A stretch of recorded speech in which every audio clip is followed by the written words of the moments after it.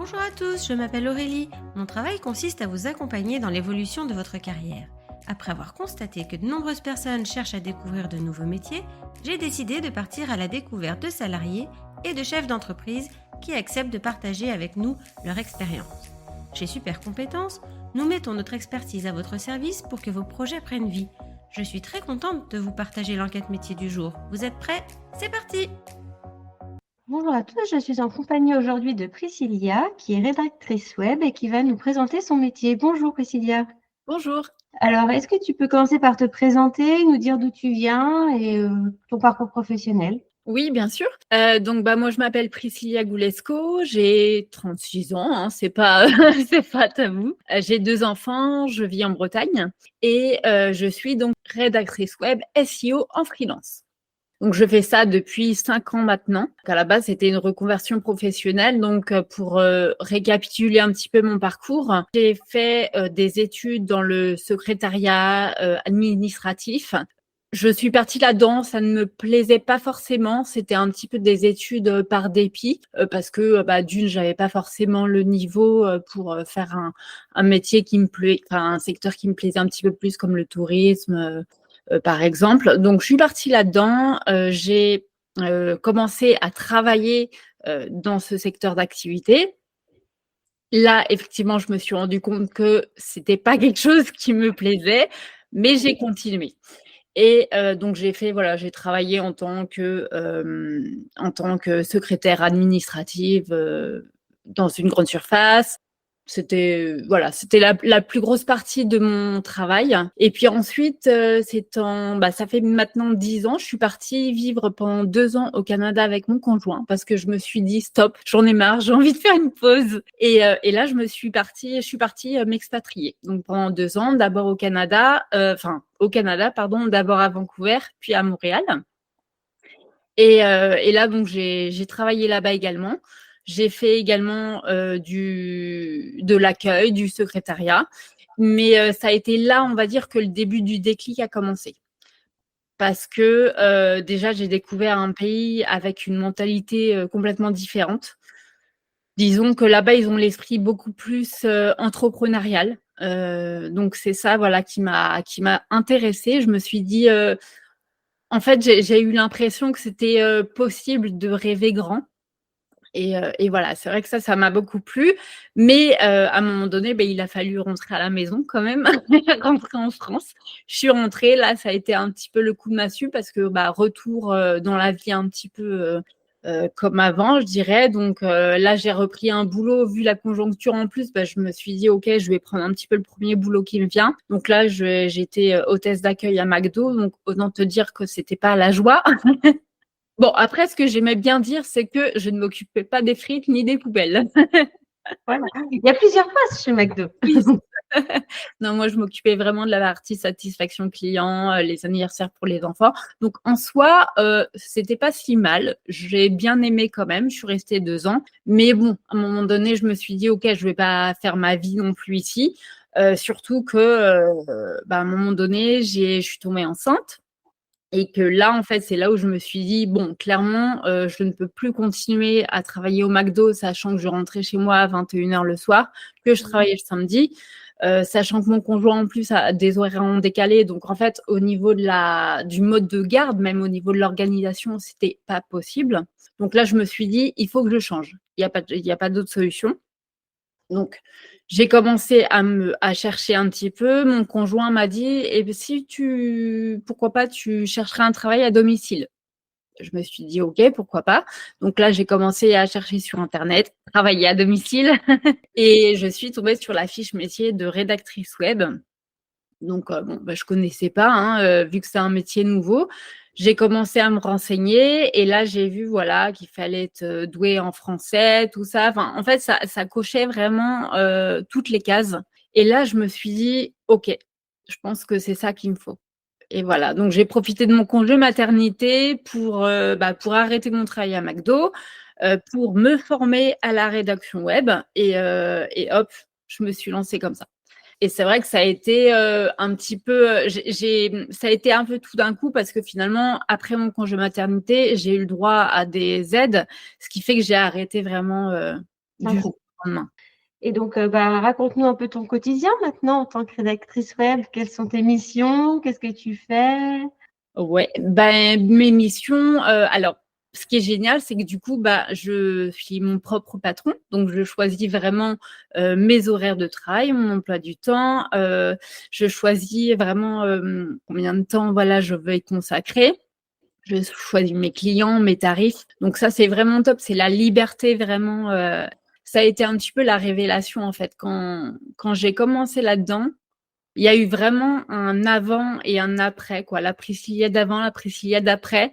Moi qui pensais que j'aimais pas travailler, que limite je pouvais être un petit peu feignante parfois, en fait, j'ai vraiment eu l'impression que là, il y avait un truc qui s'était ouvert finalement. Et donc, pour en revenir à ta question, mon quotidien, alors c'est bien simple. J'ai des commandes avec des clients. Donc moi, j'écris vraiment des articles de blog. Ça peut être également des fiches produits. Et donc, quand j'ai une mission avec un client, en général, ça va être un article par semaine à écrire. En général, soit c'est lui qui me donne, on va dire, le planning avec les sujets, ou alors c'est moi qui travaille dessus. Après, c'est à voir. Et voilà, donc Donc, tu gères tout le contenu, quoi. Pour n'importe quel client, n'importe quel sujet. Ça peut être vraiment tout. Ça peut être très bien la nutrition, le sport, le développement personnel, tout. Enfin, vraiment, il n'y a pas de limite. Tous les sujets, voilà. Voilà, il n'y a pas de limite. Après, je dirais, c'est à moi, en fait, de choisir finalement les sujets aussi sur lesquels j'ai envie d'écrire. Donc, bien sûr, là, évidemment, j'ai des sujets des domaines de prédilection. Mais voilà, je suis quand même assez curieuse, assez ouverte par rapport à ça. Tu travailles avec des professionnels, du coup, qui sont en manque de temps ou d'inspiration c'est ça. Alors, contenu sur leur site.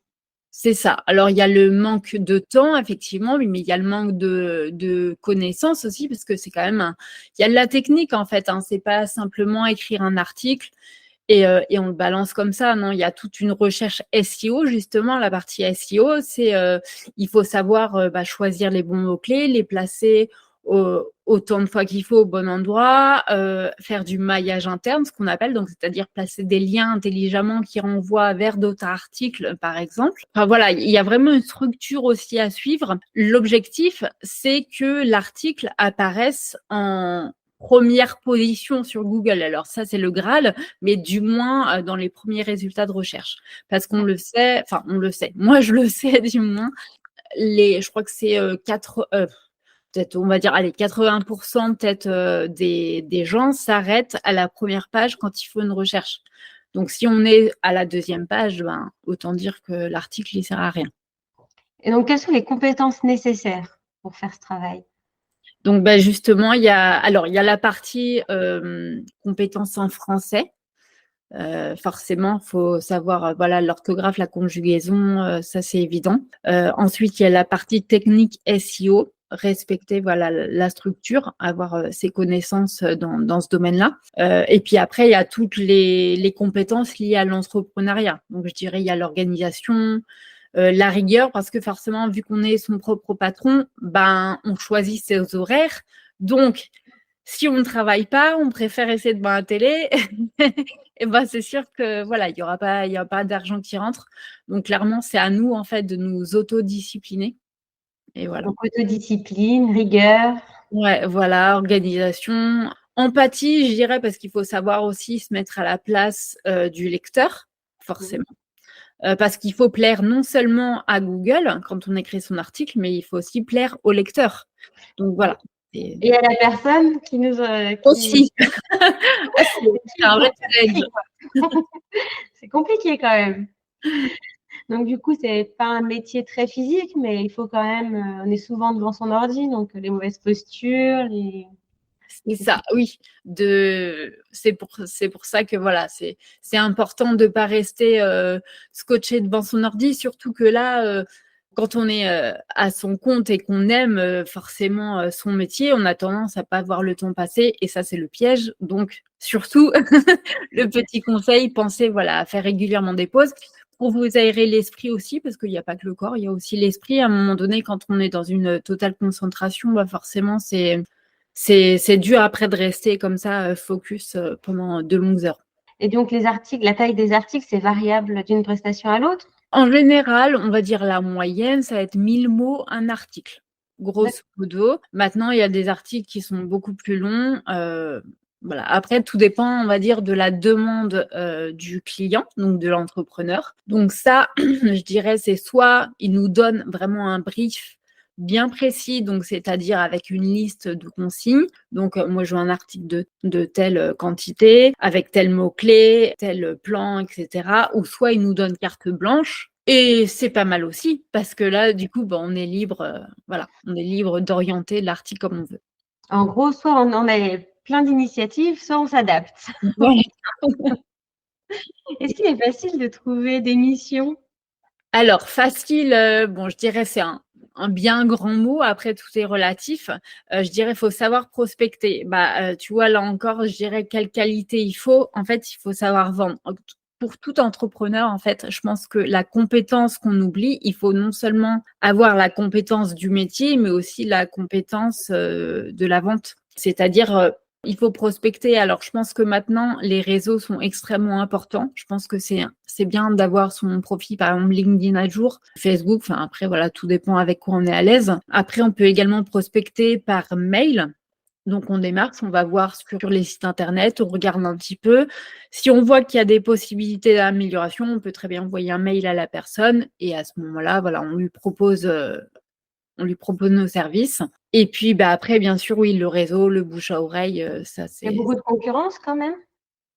Alors, je dirais, il y a de la concurrence, hein, faut pas dire le contraire parce qu'il y a des gens qui se lancent là-dedans. Maintenant, chacun a sa patte vraiment pour écrire, chacun a sa façon d'écrire, chacun a ses domaines de prédilection.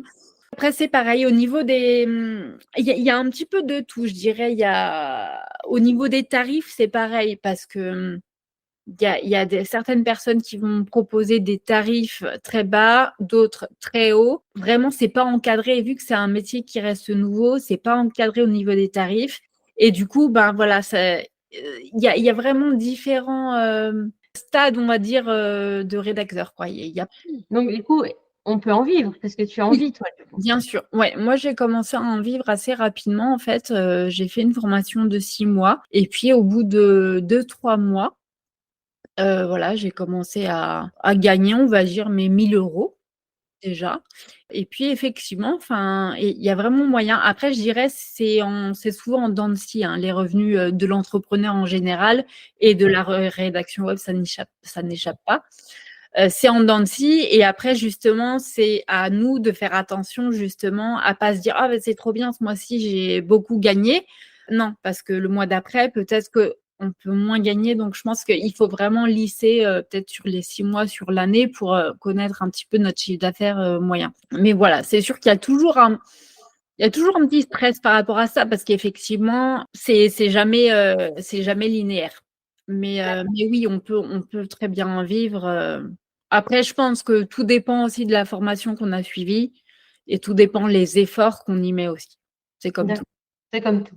Donc, pour avoir une idée, un article de 1000 mots, c'est à peu près combien? Tu disais qu'il y avait des plus bas, des plus hauts, mais après, il y a une moyenne. Alors moi, en moyenne, voilà, pour être totalement transparente, je facture à 10 centimes le mot, ce qui représente 100 € l'article de 1000 mots. Mais ça, c'est vraiment une moyenne parce que, comme je te disais, il y a des gens qui vont vraiment facturer 3 centimes le mot, d'autres 20. Donc, c'est vraiment très, très aléatoire. Chacun est libre de faire ce qu'il veut. C'est ça. Donc, du coup, tu parlais il n'y a pas de diplôme, forcément, il n'y a pas un diplôme, mais il y a une formation. Ça s'appelle formation rédacteur web. Oui, alors c'est pas effectivement des formations diplômantes, enfin certifiantes, mais effectivement, il y a de plus en plus de formations en ligne maintenant qui existent. Moi, quand j'ai commencé, c'était les débuts, donc il n'y avait pas 36 000 formations. Et j'avoue que j'en suis très contente de celles que j'ai suivies. Maintenant, oui, voilà, il en existe plusieurs, donc après, c'est à chacun de faire son choix à ce niveau-là. Il faut se renseigner et puis faire son choix. Quel conseil tu donnerais à quelqu'un qui voudrait se lancer en tant que rédacteur web? Et ben, je dirais que, il faut tester, enfin, il faut tester après, c'est vraiment un métier, où on est libre vraiment de ses horaires donc ouais, c'est ça, on peut travailler vraiment quand on veut, comme on veut, si on a envie de travailler dehors, on peut. En fait, à partir du moment où on a une connexion internet, un ordinateur, on peut travailler dehors, on peut travailler le soir tard. Moi, c'est ce que je fais aussi parce que, bah, ayant une vie de famille, bah, c'est l'idéal, en fait, quand les enfants sont couchés, hop, je retravaille un petit peu.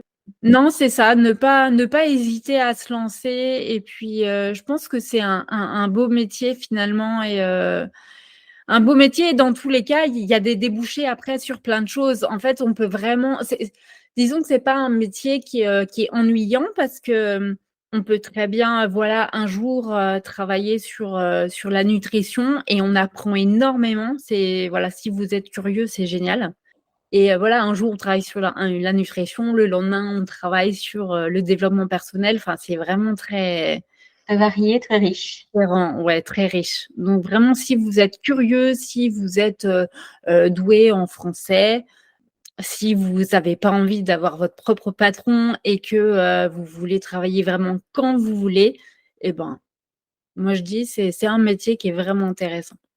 Bah, merci Priscilla. Bah, de rien. Merci d'avoir écouté ce podcast. Vous retrouverez les liens de notre invité du jour en description. Vous trouverez également l'enquête métier du jour en version PDF dans les notes de l'épisode. Si l'interview vous a plu, n'hésitez pas à la relayer autour de vous et de la noter sur votre application de podcast préférée. Vous pourrez retrouver l'ensemble de nos services sur supercompétences.fr. Si vous voulez partager votre métier, prenez contact avec moi pour que nous puissions en discuter. Je reste également disponible pour parler avec vous de vos projets de reconversion professionnelle. Je vous donne rendez-vous au prochain épisode. Belle journée!